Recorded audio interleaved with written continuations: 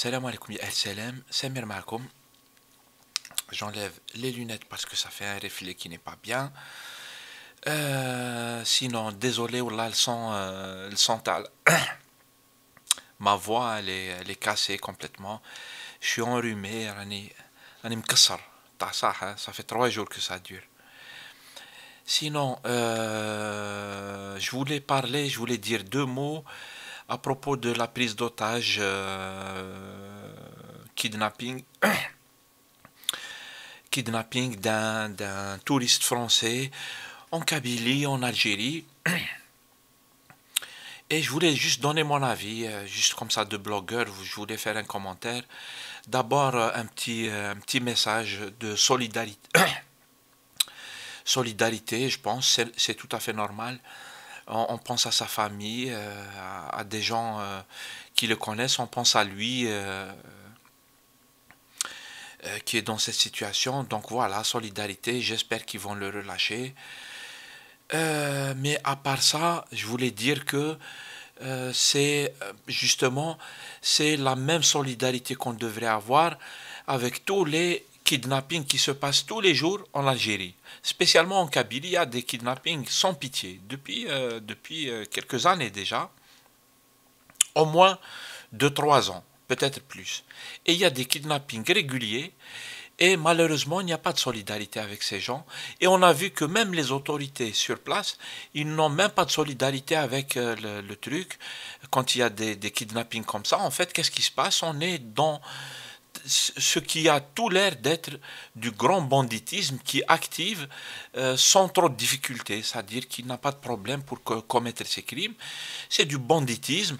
Ça fait un moment que des gens sont kidnappés, des vieux, des femmes, des jeunes et tout, et ils demandent des rançons. Certains kidnappings ont mal fini, malheureusement. Le plus souvent, ce sont les familles qui se mobilisent à fond. On a tous vu comment en Kabylie, les villages se mobilisent. Tous les villages sortent, tous les villages font le ratissage du coin, ce que devraient faire les autorités, comme ils sont en train de le faire avec le touriste français qui a été kidnappé.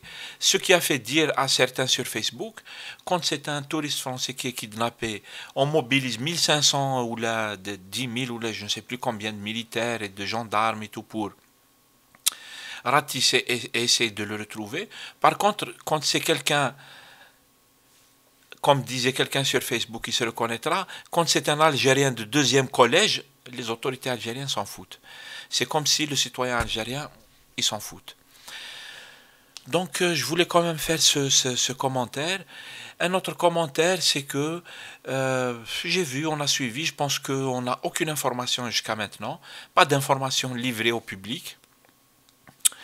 Donc on est dans la spéculation la plus obscure en fait, on est dans le noir total, on ne sait pas ce qui s'est passé, comment ça s'est passé, quelles pourraient être les raisons du kidnapping, qui sont ces gens qui l'ont kidnappé, etc.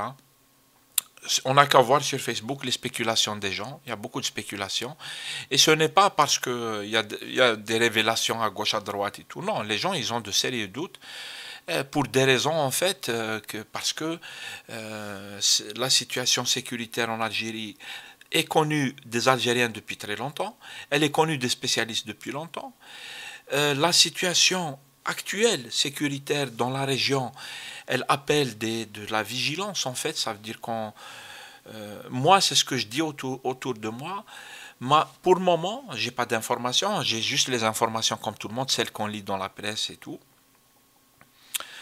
La seule chose que je me dis, en espérant que ce monsieur va être libéré, c'est que on va voir comment vont évoluer les choses, c'est tout.